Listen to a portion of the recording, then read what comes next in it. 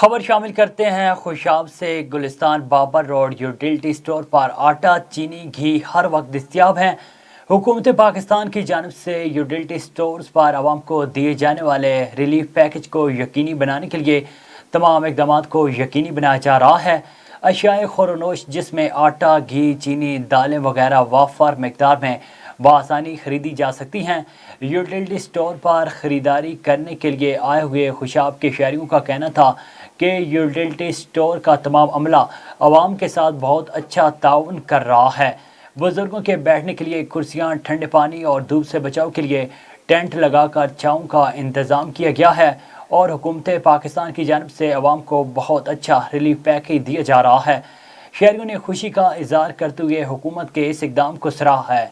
اس موقع پر utility store کے incharge ملک نجم نے A1 ٹی وی سے گفتگو کرتے ہوئے کیا کہا، آئیے جانتے ہیں۔